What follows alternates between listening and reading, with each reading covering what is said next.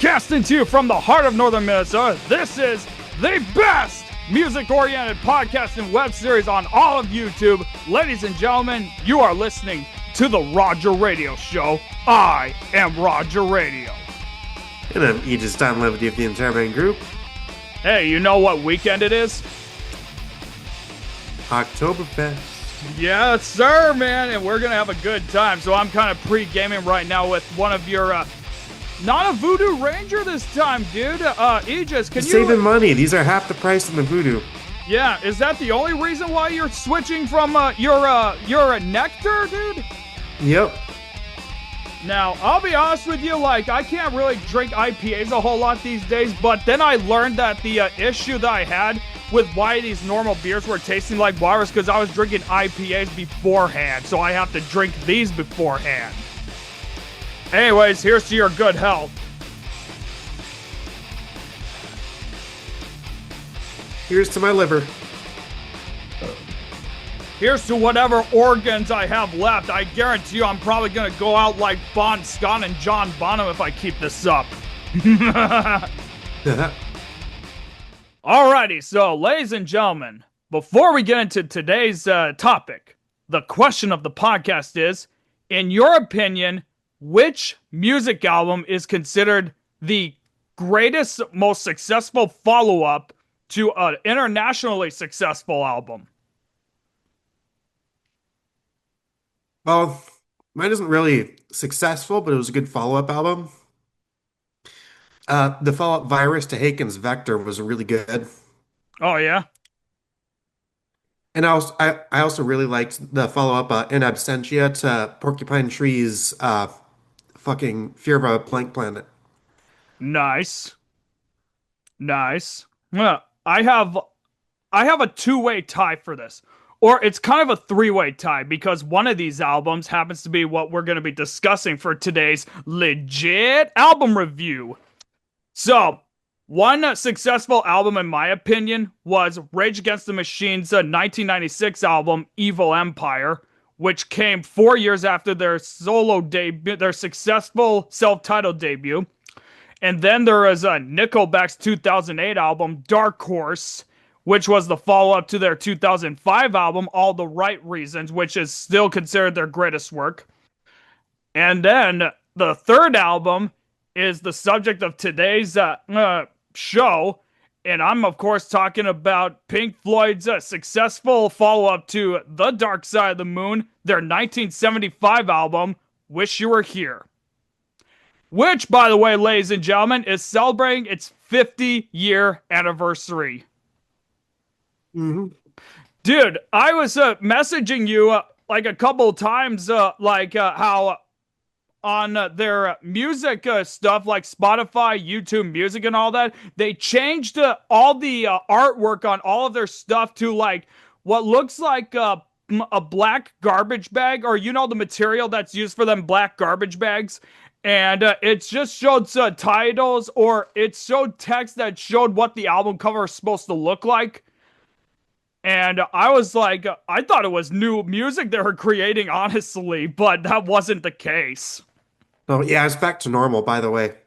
Yep, it is back to normal. I have just looked at that, and man, dude, I would have imagined they would have did it for all month, honestly, you know? So yeah, this is another concept album, you say? Yes, it is. Just give me a moment. I gotta quickly load everything up because everything's being a bitch. All right, there we go. I had to reload the YouTube Music, so. All right, so the album was released on September 12th, 1975 by EMI Studios in London. Its genres are mainly progressive rock, your type of music. Mm-hmm. And it also includes art rock and experimental rock, which is also your other stuff too. Yep, those are the three genres I compose. Yeah. And of course, it was produced by Pink Floyd themselves. So this is supposed to be a concept album that, let me see if I can find it.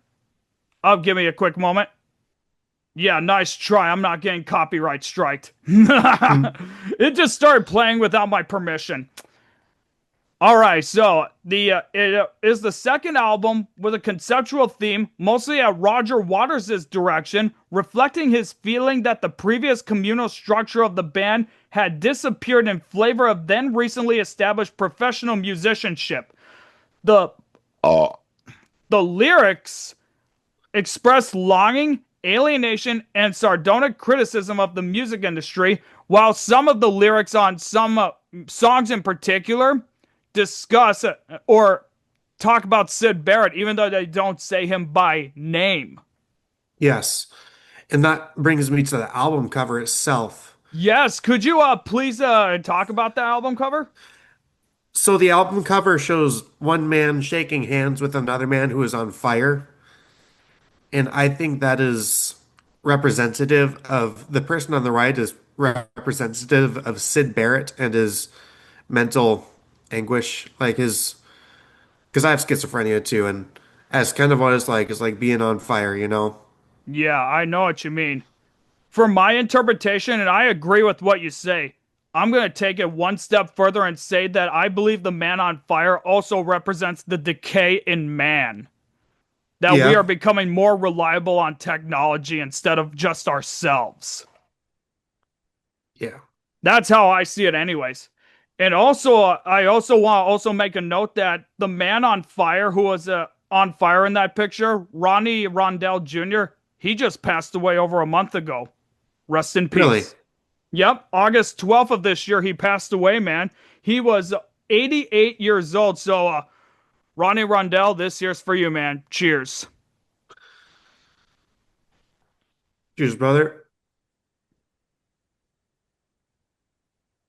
In addition, that background there was in an alleyway or a driveway that's right there in Warner Brothers Studios in California. Another interesting thing about the album cover, do you have it pulled up right now? Yeah, I actually do have it up right now.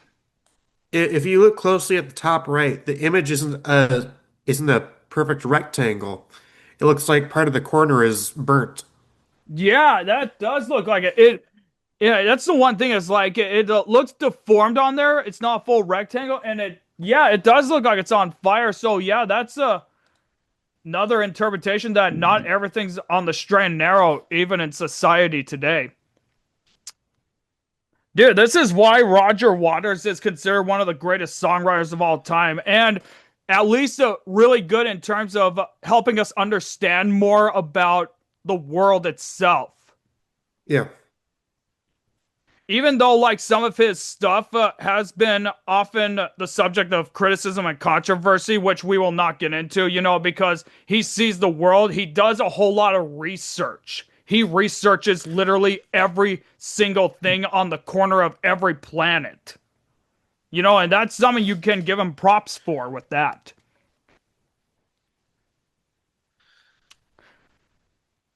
Alrighty, so let's get it. You want to get into the background of this album? Yeah.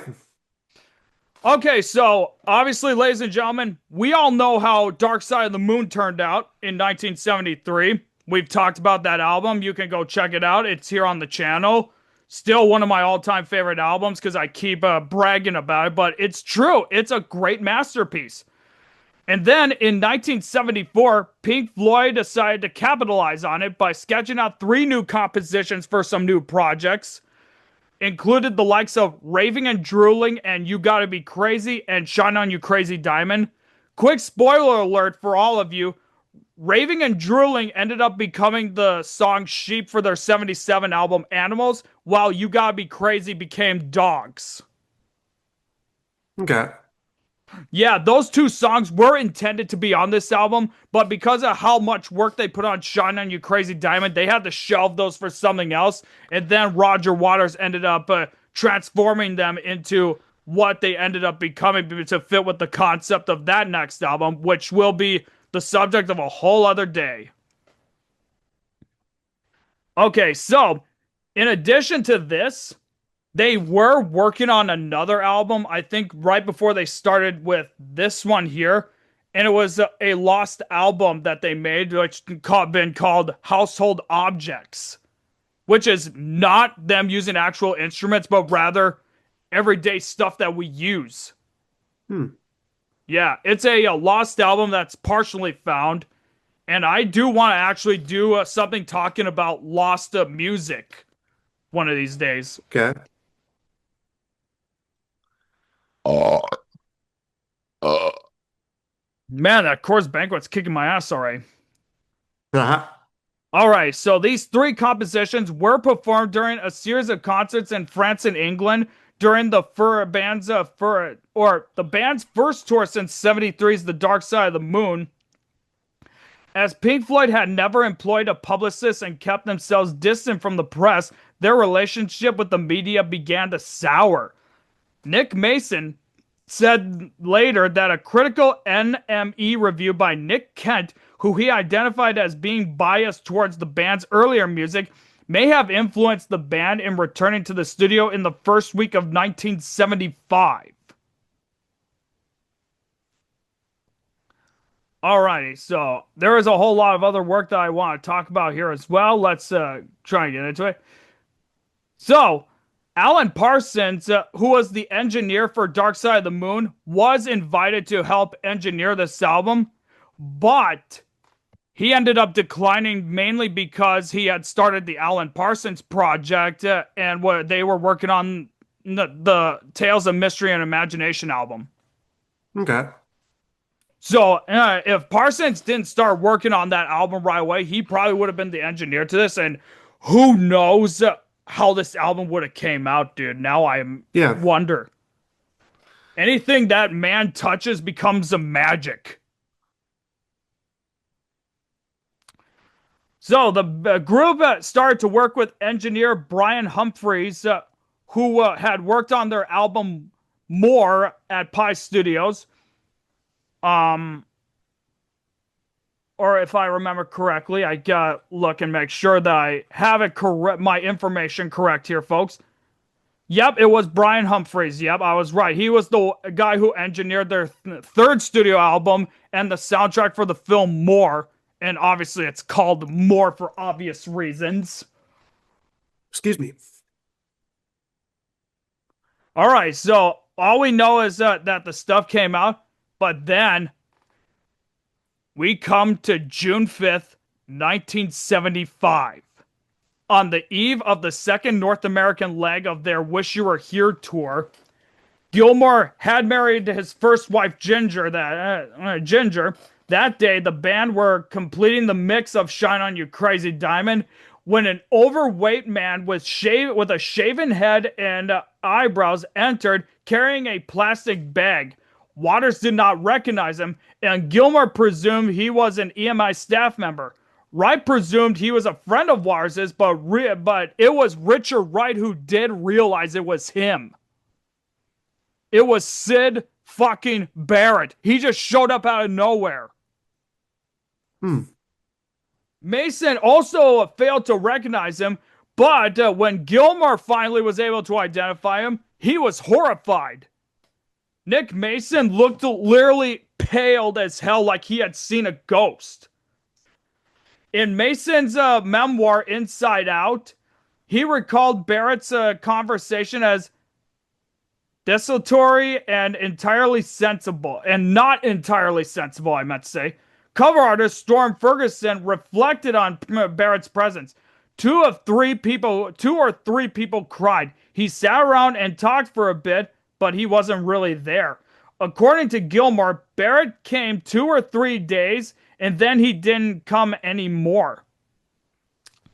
Waters was reportedly reduced to tears by the sight of his former bandmate and friend. Fellow visitor Andrew King asked Barrett how he had gained weight. He said he had been overeating while living in isolation. He showed an unexpected enthusiasm for participating in the recording of the album, but while listening to the mix of Shine On You Crazy Diamond, showed no signs of understanding its relevance to him. So Barrett did not understand the song was actually about him, which is what we will get into soon when we talk about the music. Barrett also joined Gilmour's wedding reception in the EMI canteen, but was left unnoticed. No, it's like Barrett was at Gilmour's first wedding. apart from Waters seeing Barrett in Herald's a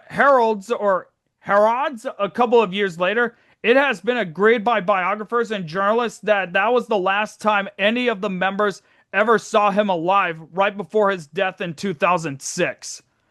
This series of events is regarded to have tonally influenced the final version of Shine On You Crazy Diamond. Waters said later that Shine On is not really about Sid per se. He was just a symbol of all the extremes of absence some people have to indulge in because of it's the only way they can cope with how fucking sad it is. Modern life to withdraw completely, I found that terribly sad.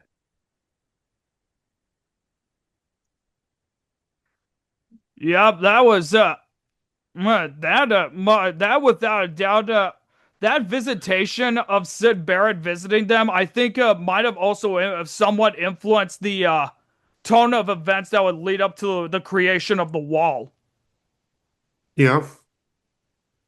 That's how I see it, anyways. All right. In the end, the album did extremely well. It is rated 5 stars and 10 out of 10s on like all of these. Like, wow, it did really great.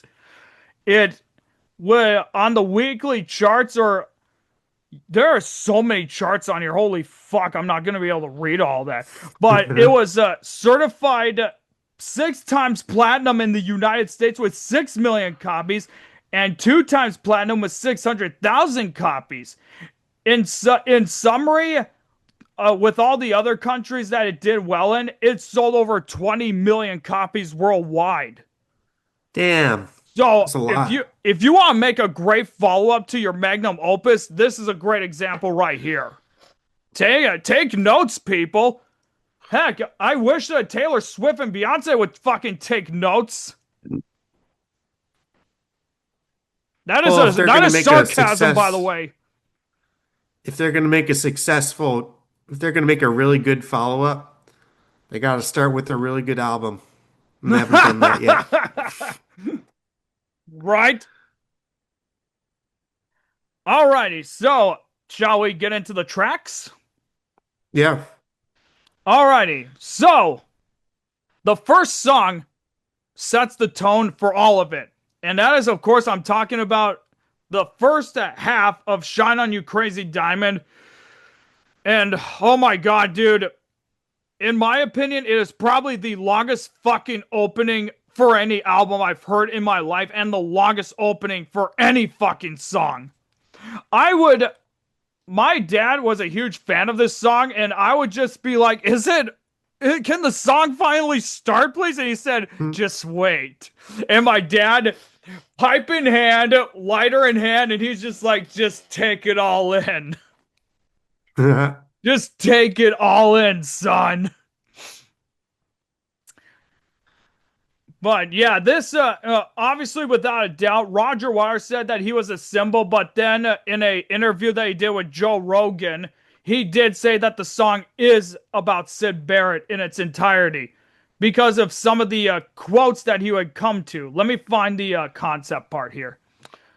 Alrighty, so, No, huh? the first 8 minutes and 40 seconds are all instrumental. Yeah, and I was about to pass out when I was listening to it, but my dad was just like, just take it all in. This is what I always listened to when I had sex. And I was like, I really hope you're fucking joking.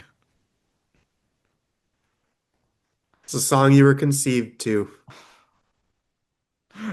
I don't remember what had happened, but my mom said that it was the night that the famous Nolan Ryan Robin Ventura fight happened on MLB television. If you're all baseball fans, you'll know what I'm talking about. So, I don't. yeah, you wouldn't. You're not a sports guy like I am. So, the album begins with long instrumentation introduction, shifting from ambient music to the main refrain of "Shine On You Crazy Diamond." Now, you listen to ambient music, right? Sometimes Brian Eno has made some really good ambient shit. Okay, yeah. I know that Radiohead's 2016 album. I can't remember what it was. It was all mostly ambient music. Yeah, I remember this one time I was over at my sister's in Minneapolis on my way to college, and we all just sat in her backyard doing whippets and listened to Brian Eno. Hell of a time there, partner. Hell of a time. Yep. Oh, Oh, we weren't just doing whippets. We were doing whippets and smoking a bunch of fucking marijuana.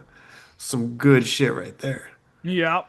And obviously, you can't really smoke it much anymore or even take any THC because you're schizo, right?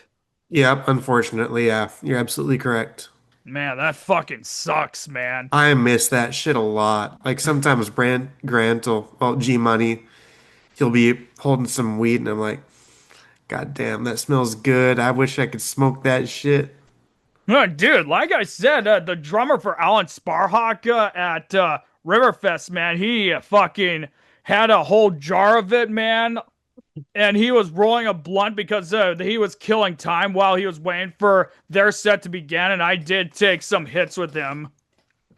Cool, that's That awesome. drummer just happens to be from here in Rapids, believe it or not. I can't remember his Really? name, but he's the drummer, or he was the session drummer for Alan Sparhawk at that set, but he's mostly the drummer for Trampled by Turtles out of Duluth.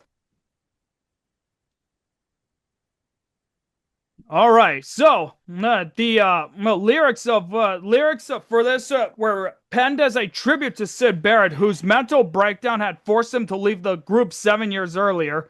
Barrett is fondly recalled with lines such as "Remember when you were young, you shone like the sun, and you reached for the secret too soon. You cried for the moon," which are the first lyrics, some of the first lyrics here on "Shine on You Crazy Diamond."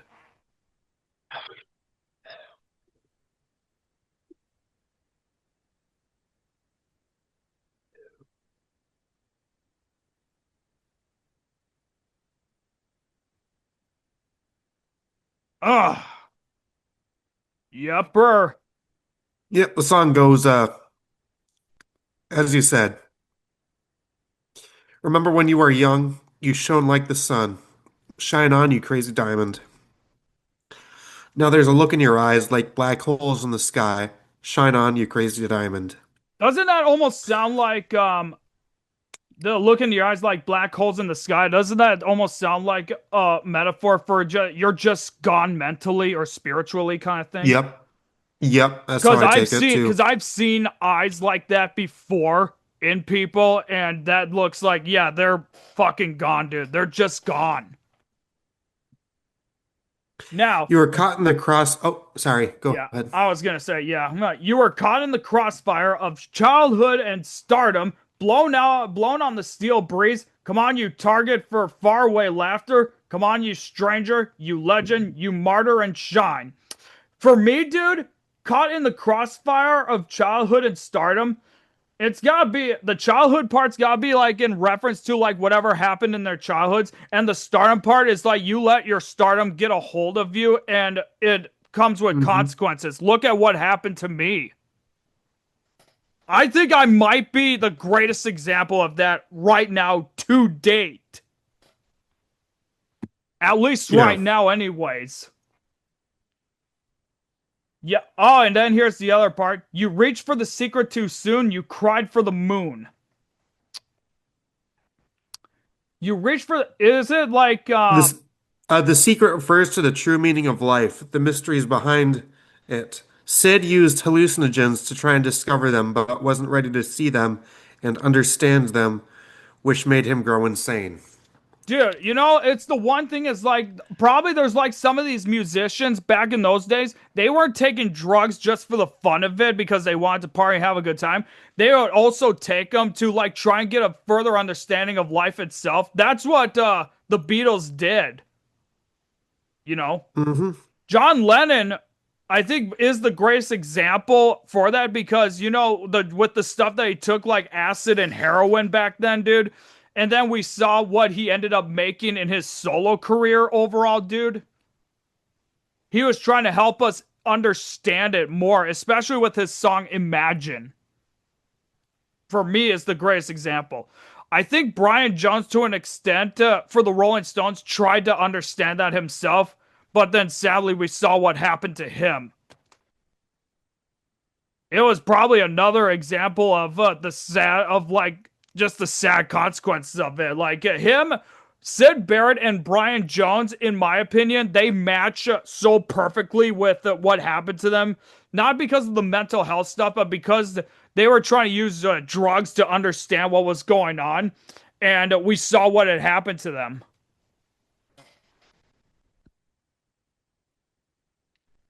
Shine on you, crazy diamond. Threatened by shadows at night and exposed in the light.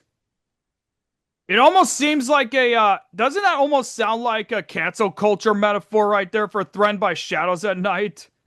I don't know why. That's just me, anyways. But then exposed in the light, it's like your weaknesses can be shown and people will take advantage of exposing you for said weaknesses. The lines refer to continuous torture Sid experienced, being left in a dilemma. In the dark obscurity hidden from public view, Sid was haunted by the past. Shadow, in that sense, communicates the idea of the past as one's shadow behind someone. Two, children tend to fear shadows in the dark, bedrooms believing that they are evil beings. It is a common occurrence that a child will perceive the shadow of furniture as a monster, pareidolia. It is even featured in the scene in the wall film, as Sid was thought to be a schizophrenic. The lines communicate the idea of being afraid of what is not actually there, hallucination. In the light describes being under the spotlight on the stage, performing for an audience.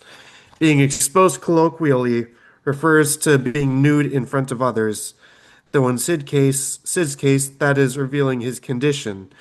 In his late performances with the band, Sid would play on the same one chord for the entire duration of the event or simply stand idly.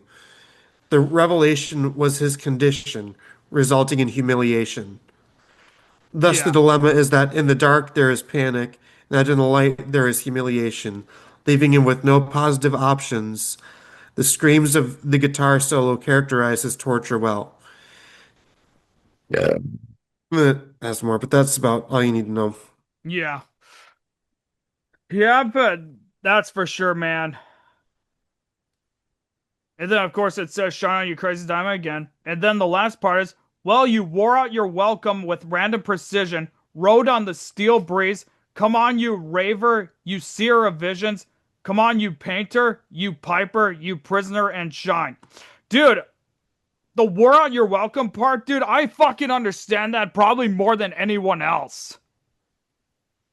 Not Yep. because of what happened with the radio station, but it was a recurring thing that happened every fucking time. With my old job at L&M Fleet Supply, my old job at MDI, when I was at Bemidji State, and when I was at Itasca Community College here in town. So unless if you're somebody who says, "Oh yeah, I wore out my welcome somewhere," you come back to me when you have as much tallies like I did. Mm.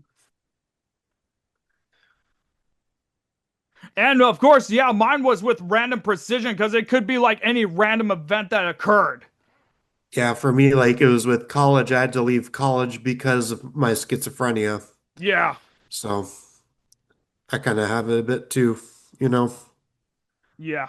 I think that's And all then I can part really. five is, Huh? oh, sorry, go ahead. Yeah, I think that's all I can really say about this album. Ah, oh, you gotta be fucking kidding me. There's no lyrics for Welcome to the Machine. God damn it, and I don't want to pull out any more fucking links because it's gonna make my webcam freeze up. You know what? I got an idea. I think this will probably be more easier. Here, I got it. I Because got the I do want to lyrics. read the lyrics as we are talking about this. But yeah, next song is probably my most favorite one here, but I'll let you guys know when it comes. And that is, of course, Welcome to the Machine. Welcome, my son. Welcome to the machine. Where have you been? It's all right. We know where you've been. You've been in the pipeline, filling in time, provided with toys and scouting for boys. You brought a guitar to punish your ma. You don't like school and you don't know. and you know you're nobody's fool. Yeah. All right. So before we continue on with this, give me a moment. Okay. So the it's a song that begins with an opening door described by Waters as a symbol of musical discovery and progress betrayed by a music industry more interested in greed and success. And ends with a party, the latter epitomizing the lack of contact and real feelings between people, which is a whole what a whole lot of bands did feel at that time. And Yeah, it remember, says, this was during an era where the music and where well bands were starting to try and break away from the control of the music industry, but for many decades, the music industry, just like with the movie industry, dictated what you can and can't do, and you have to do this and you have to do that. yeah, here it says, It was kind of like the equivalent of dealing with religious persecution in countries in Europe, which is why a whole lot of them flocked over to the U.S. yeah, here it says the song could be interpreted in two main ways. One is Pink Floyd's own scathing view of the music industry, and two is a dystopic vision of the present or the future society in which we live. This society is depicted as a machine that shapes our lives since our birth. In Huxley's Brave New World fashion, if you're familiar with that. Yeah. Because there are like two main dystopia novels out there. There's 1984 by George Orwell, or Eric Blair was his real name, and then two there is Brave New World by Aldous Huxley. Aldous Huxley. Oh yeah. And oh my God, that book's so fucking good. And the ending, oh Yeah, I mean it's the one thing. It's like you now that you bring out the dystopian thing, and just imagine if a Radiohead would have did a song on OK Computer that was almost sounding as very sinister as Welcome to the Machine. Because if you listen to like Welcome to the Machine and then like whatever song on OK Computer, it does sound very sinister in nature, which is what I like. yeah. And then it goes, so welcome to the Oh, can I machine. get And this part there's quick? yeah, I'll read this part here. I got the lyrics up finally. Welcome, my son. Welcome to the machine. This is after a break in between the lyrics where you hear yeah. Richard Wright's synthesizer, and he did a mean ass synthesizer here. Welcome, my son. Welcome to the machine. What did you dream? It's all right. We told you what to dream. It's pretty much you're dreaming of wanting to do what you want to do because it's in the best interest. But they said, no, we tell you what you can and can't dream. You have to do this. You cannot do that. That's an interpretation to the music Yeah. industry once again coming in saying, no, you dreamed of a big star. He played a mean guitar. He always ate in the steak bar. He loved to drive in his Jaguar. So welcome to the machine. Yeah, musicians play a very mean guitar, but still back to that. He always ate in the steak bar. It's pretty much all the music industry people, like the higher ups, like profiting off of these musicians and bands, and they're enjoying nice fancy dinners while the bands have to do a lot of the grunt work, whether it be making the music to what the industry tells you to do, and you have to go on tours Yeah. for how many I, weeks on end. yeah. That is what I dream of doing though. I do really want to. And once I get rich and famous and start going on tour, you're going to be my roadie. You're going to be Roger Roadie. Fuck, man. And then, of course, we get back to that, and then we hear the machine starting up again. It shuts up, and then you hear the lobby full of people talking. And then that's the end of the song here. Alrighty, so the next song that we got is Have a Cigar, which is probably the only time that you hear somebody that's outside of the band singing in it. And it was sung, the vocalist for this was Roy Harper, who, if I ever, yeah, he was in the folk scene. And Like I said, this is one of the rare occasions of somebody from outside the band singing in it. I mean, sure, you have the Alan Parsons Project, whose only official members were Alan Parsons and Eric Wolfson, but the session musicians felt like they were still part of the group. All right, come in here, dear boy. Have a cigar. You're gonna go far. You're gonna fly high. Yeah, You're can I never let me just quickly see. Oh yeah. Similarly, Have a Cigar scorns the record industry fad cats with the lyrics repeating a stream of cliches heard by rising newcomers in the industry and including the question, by the way, which one's pink? This was derived from a legitimate interaction with an agent who asked this of the band. Okay, you go ahead and read that part quick. Or the first right. You're part, never anyways, or you pretty much did, I meant. You're never gonna die. You're gonna make it if you try. They're gonna love you. It's pretty much like you have the talent. You can do this. And you're yeah. never gonna die, dude. That's pretty much telling the musicians that they're immortal, but we've seen the 27 Club happen. So, yeah, executive. So, what do you have to say about that now? Hmm. Well, I've always had a deep respect, and I mean that most sincerely. The band is just fantastic. That is what I think. Oh, by the way, which one's pink? And did we tell you the name of the Hang on a Game second, Boy? dude. I've always had a deep respect. Yeah, the bands can be fantastic. The part where he says which one's pink, I don't know, but that part just gave me chills because I think this was about to predict the wall right here. Even though it was not going to be made at that point, it almost felt like it was an inspiration for the name of Pink. Yeah, to me it's like they're just high they're your band's just starting up and you're like, "Oh, we're Pink Floyd." And it's like, "Well, which one of you is pink?" You know? Yeah. It's them not understanding the name of the band. That's how I interpret that anyway. What the living fuck? You know what I mean, dude? Yep. All right. All And right, then dude. So go on and continue. did we tell you the name of the Game Boy? We call it Riding the Gravy Train. Yep, I know that part right there, dude. They're wondering, like, riding the gravy train. The gravy is like a slang term that they use for let's bring the money in. Come on, we need to make Yeah. more Yeah, money, it's exactly what I was gonna say. you It's know? all about And money for this guy. yep, like the execs are right here, like, come on. Time is of the essence, people. Time is of the essence. All right, we're just knocked out.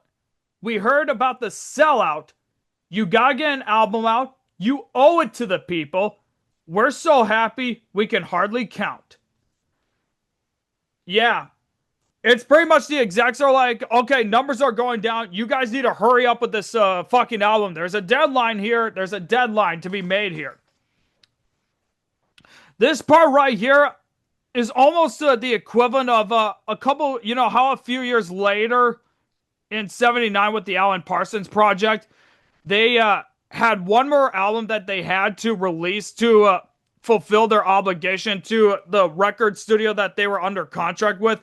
They tried ending releasing what would become the Sicilian Defense in 2014 as a chess move kind of thing. But they were like, nope, you gotta make something else. And then it became Eve. All right, and then it goes on. Everybody else is just green. Have you seen the chart? It's a hell of a start. It could be made into a monster if we all put together as a team. Oh, Um, Everyone else is just green, like, oh, these guys are money. rookies or whatever, you know, all the money, yeah. When And yeah, looking at when the we say charts, everyone else they, is green, it makes me think everyone else is making money. yeah. And have you seen the chart? It's actually a reference to the Billboard 200s. You know, when they do all the Billboard releases and the albums debut wherever on the charts? Yeah, yeah, and then it said it's a hell of a start. So that was their first album was like very successful, and it was like, eh, look at the chart, it's a hell of a start. Yeah, we could do more here. Let's go, you know? Um, it's a hell of a start. It could be made into a monster. What do you think that means?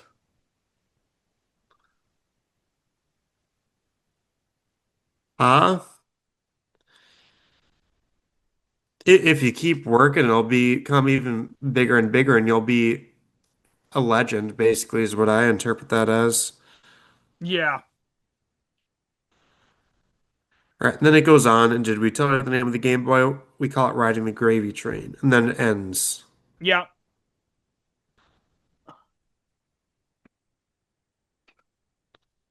Alrighty. So next up we have the title track. Wish You Were Here. Let me quickly get back to where it is. Okay, so the lyrics for the next song, Wish You Were Here, relate both to Barrett's absence and to the dichotomy of Waters' character, with greed and ambition battling with compassion and idealism as the popularity of the band was growing more. And remember, it was, I think, at this point that Waters was starting to grow very weary of where the band's direction was going, because back before they became very huge with Dark Side of the Moon, they were not selling out arenas. They were selling only small venues, and this was a huge change for the band itself. Right. Yeah, the song starts, and disciplinary remains mercifully. Yes, and I'm with you, Derek. This star nonsense. Yes, yes. Now, which is it? I am sure of it. Yep, that is a. I'm trying to think. I think It's a this was quote. from something else that they ended up recording, if I remember correctly. Sounded like something from a radio show or a TV show, maybe. What do you think that is? Oh, Derek, this star nonsense. Which is it? I think you have to. It's almost like you have to make one of those choices. Either me or them sing. Right, the ending of Have a Cigar segues into the intro of this song, which mimics a radio changing from station to station. The lyrics reflect the sounds played on the first station, which consists of a conversation between a man and a woman. Yeah, The second station plays the final movement of Tchaikovsky's Symphony Number 4, before finally changing to a station playing the beginning riff of the song. The opening riff, performed by David Gilmour, is heavily processed to replicate the crackling lo-fi sound of a transistor radio. It all meant to sound like the first track getting sucked into the radio, with one person sitting in the room playing a guitar along to the radio. yeah. Yep, I know what you mean, man. Yes, sir. Yes, sir. Alrighty, so you think you can tell heaven from hell, blue skies from pain? Can you tell a green field from a cold steel rail? A smile from a veil? Do you think you can tell?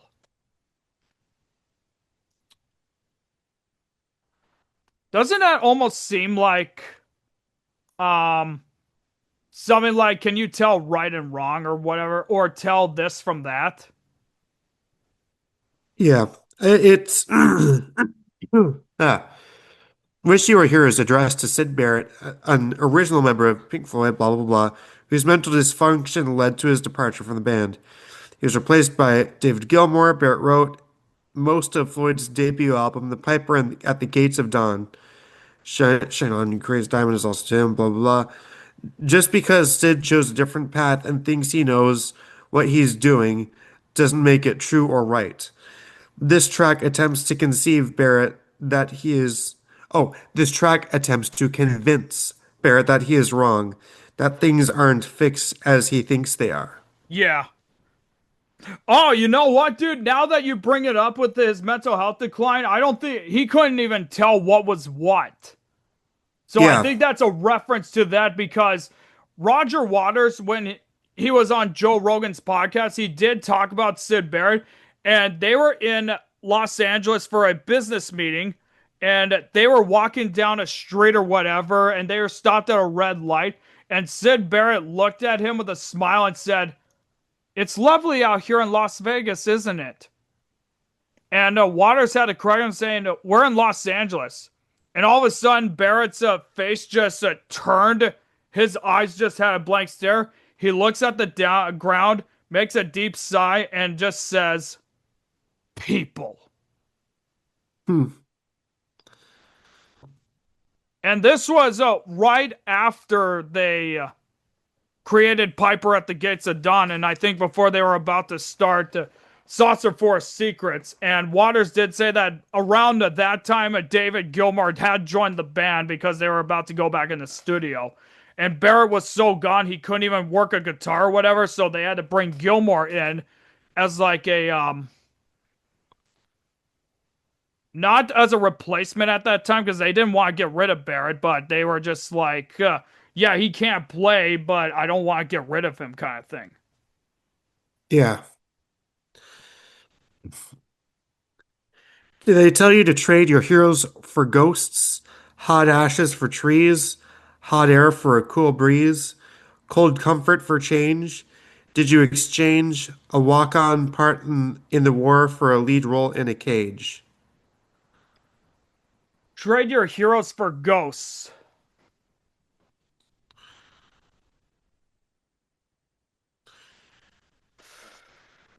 Um, They in this case refers to Sid's inner voices that kept him straying. So everything he believed earlier and his beliefs don't stand anymore. yeah, that's how I would see it right there. Yeah, the ghosts are pretty much the voices in his head because of his schizophrenia.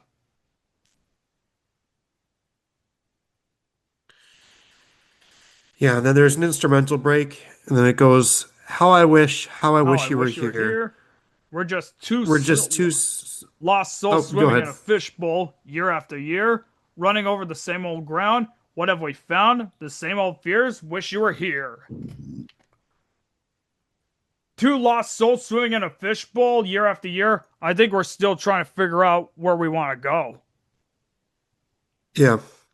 Like No, it's we're pretty much wandering around without any form of guidance or anything like that. yeah, and then it says "Wish you were here." That sounds like directed towards Sid Barrett. It's like, I wish you were still here, man. Right? Running over the same old ground. What have we found? Same old fears. Huh. I think pretty much the same old fears. I think relate it would be like in relation to like what the same old fears are like in reference. You just get anxiety for like what's gonna happen now, or we just get so anxious about being fearful that anything could fall apart. Yeah. And I know that personally. All right, that's it for that song. On to next one is Shine "Shine on On You You Crazy Crazy Diamond Diamond," once part again. 6 to 9. Yeah. And of course, we already touched on what the theme of it is about, so we're gonna get into the lyrics. And there's only like um two paragraphs here. I'll start with that. Nobody knows where you are, how near or how far. Shine on you, crazy diamond. Pile on many more layers, and I'll be joining you there. Shine on you, crazy diamond. Nobody knows where you are. It's like we don't know where you're at. Like, no, Mentally. yeah, mentally and spiritually and emotionally. So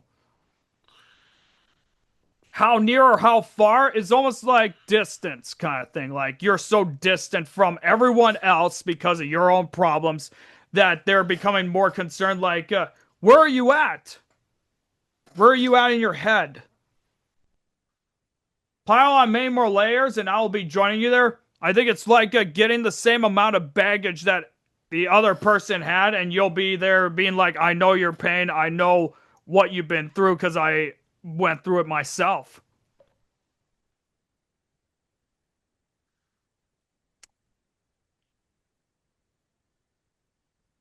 Yeah. And then it goes on, and will bask in the shadow of yesterday's triumph.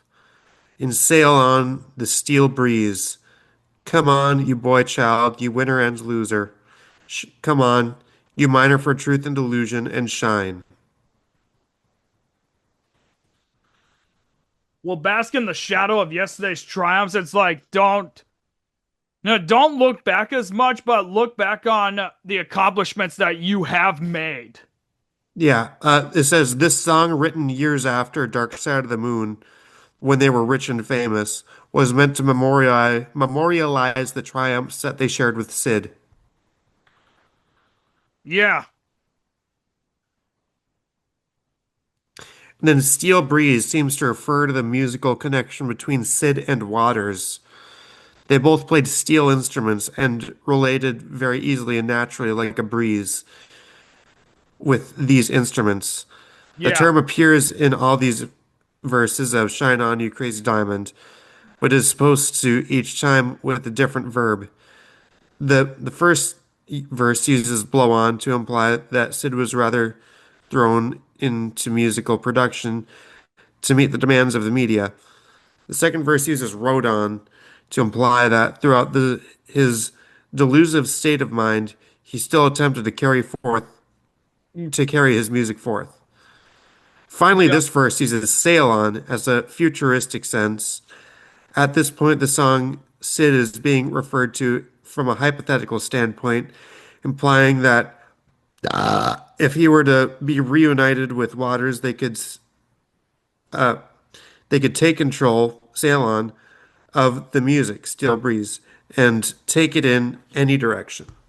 yeah.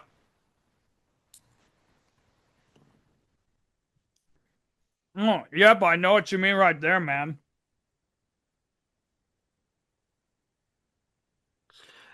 And then, come on, you boy child, you winner and loser. For me, it's like we can all be winners and we can all be losers at the same time.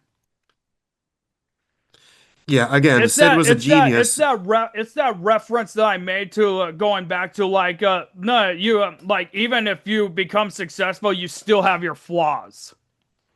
And Yeah, once here it everybody says, understands it fully, they will use that to make you into a loser. yeah, here it says again, Sid was a genius, and many artists of the time were influenced by him. Bowie, Kinks, T-Rex, and so on. But he crashed and burned. Ugh, ugh, COVID.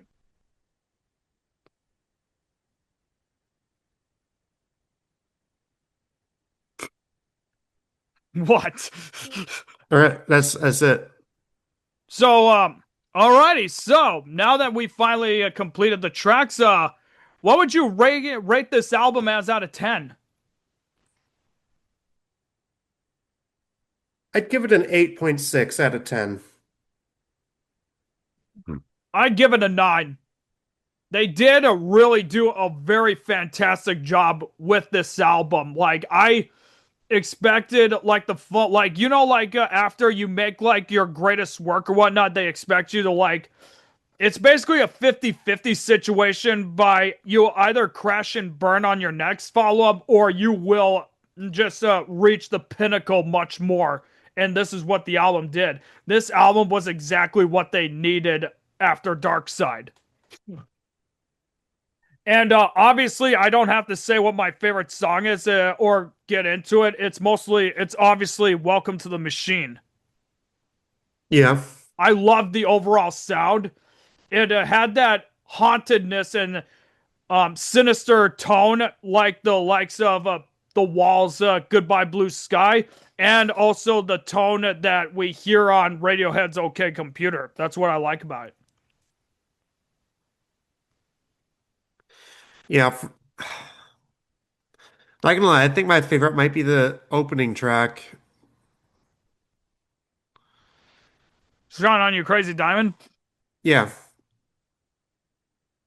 Dude, well, I can understand that, dude. It had pretty much everything for what you like to hear, man. Like, it started with that ambient music, which was very Brian Eno-ish, and then it has the prog rock stuff, and then it also did you hear like a tiny bit of art rock in that? You know what? I'm gonna take a Well, look and see what the genre for that, what the genres for that track is quick. yeah, I wouldn't really say it was very art rocky. Maybe a little bit. Oh, okay, yeah, yeah. Here's what it is, dude. The genres are classified as progressive rock, art rock, and space rock. Space rock. I've never heard of space rock. A Saucer Full of Secrets is mostly a space rock album. And if you want a great example of what today's space rock would sound like, listen to Coldplay's Music of the Spheres. Okay. That's just my take on it anyway. So, alrighty. So, anything else you want to say about this album before we conclude today? Um, it was a pretty solid album. Wasn't their greatest work, but it was still pretty good. Yeah, I would agree too. This was the exact follow up that they needed afterwards. So, Yeah. and ladies and gentlemen, I would recommend it. I would recommend this album. There is a reason why I said it is considered one of the best albums of all time and the best follow up to a successful album, in my opinion, anyways. It's like, I would say the relationship for these would be like the equivalent of Radiohead's OK Computer and Kid A.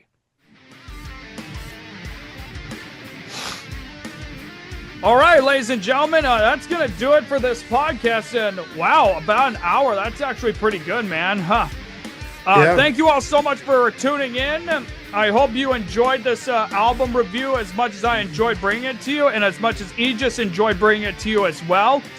I'm going to make a quick update here. This will be the last podcast that we're going to upload here for a while, because I am going to take a somewhat hiatus for a couple weeks, because we are going to focus on some content for the Interrobang group. We got a lot of good plans.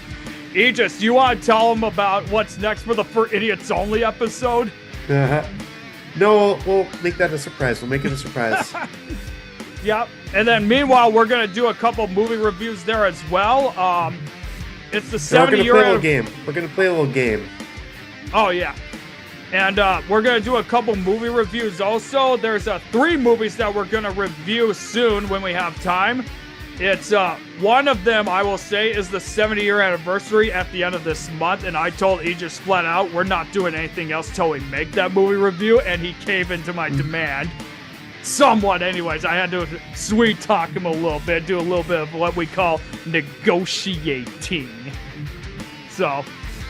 But, alright, ladies and gentlemen, if you want to continue to support what we're doing here on this channel, and if you love music-related topics and have any ideas of what you want us to discuss, subscribe to the Roger Radio Show today, hit the bell to be notified, and like my videos, and share them with your friends and family. And also, be sure to subscribe to the Interrobang group as well. Well, we make good content over there as well. And be sure we get Bernie Sanders elected for president.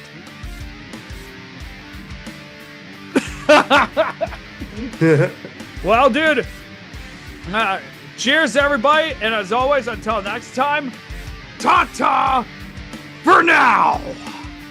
Peace.